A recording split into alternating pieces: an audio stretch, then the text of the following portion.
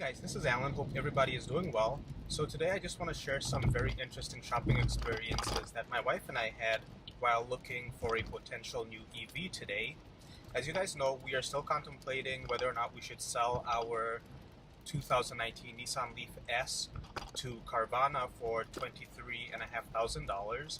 And the reason that we're thinking about it is because that is about $4,000 more than its Kelly Blue Book value. And yes, I know that cars in general are pretty expensive right now, but that is also more than the Nissan Leaf S is currently worth if you take into consideration the $7,500 tax credit. The car would be about $25,000 from Nissan, and then you take off $7,500 from that, and it's around $18,000. So that's why we're even considering it, and that's also significantly more than we paid for this car 22,000 miles ago. So today I called a bunch of different dealerships looking for a potential new EV, and I found a dealership in Wisconsin that had a 2022 Chevy Bolt 2LT, which is essentially the old Premier package. So very similar to the car that I previously had. My 2017 was a Premier, and everything checked out. I was on the verge of purchasing it, but it turns out that because the dealership that I reached was across the border in Wisconsin, they don't do leases out of state, so I would have needed to do an outright purchase, and I don't want to do that right now because we're in the process of building a house.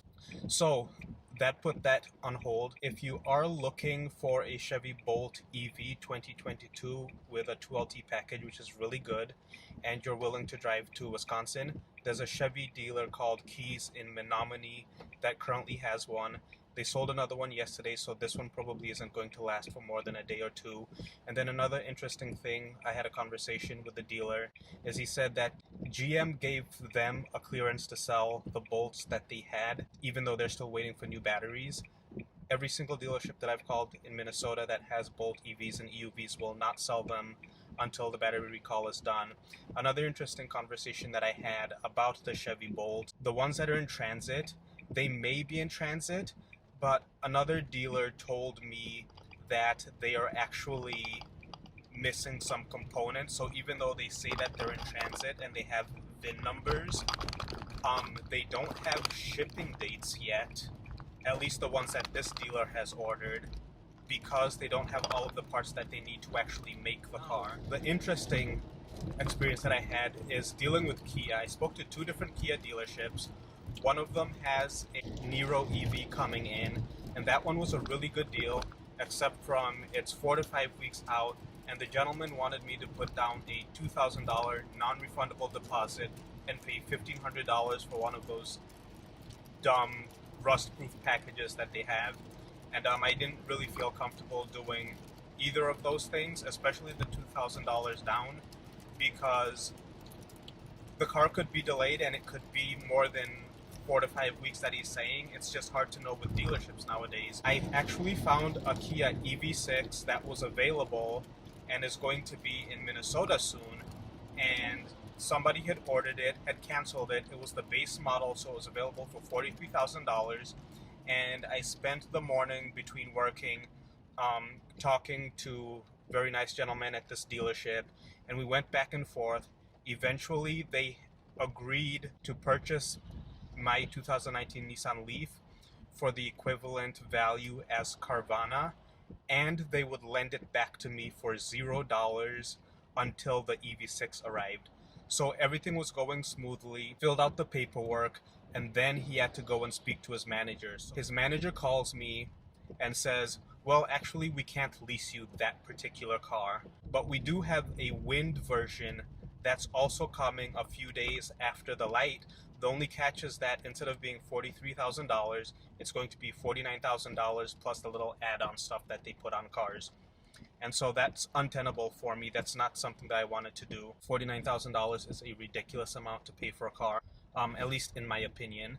Then he starts asking the typical dealer questions. What payment are you looking for? And I told him my ideal payment is $0. That did not make him very happy.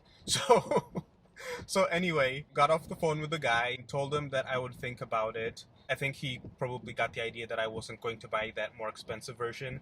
So when I called him back, he didn't pick up. I tried calling back the sales rep who I had been working with all day on this EV6, and he didn't pick up. But it gave me an opportunity to do some research on the EV6, and their shipping date, if there isn't one that's already coming to a dealer near you, is approximately 8 to 12 months. So basically the same as VW. The catch is that some dealers won't even order the base model without add-ons for you. This particular dealer had one coming in that a customer canceled, and that's why it was available. I won't say that the particular guy I was working with was doing shady dealer tactics. It seems like the dealership overall is doing shady dealership tactics, and I just don't want to deal with that nonsense right now. So if you're looking to buy an EV6 and you're in Minnesota and you're willing to drive to Minnesota, there's a light trim coming in with no extra options.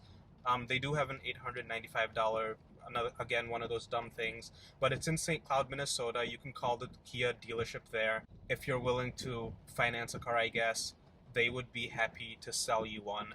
But anyway, that's how things are going. We're still trying to make the decision on whether to sell the Leaf and hope that another EV becomes available soon, or to just keep it and ride it out with things. But we'll let you guys know shortly. Hope everybody's doing well, and thank you to everybody who is subscribed to the channel. We are now over 1,030 subscribers, and the channel is monetized, and I'm very grateful for all of you. Love you. Have a good evening.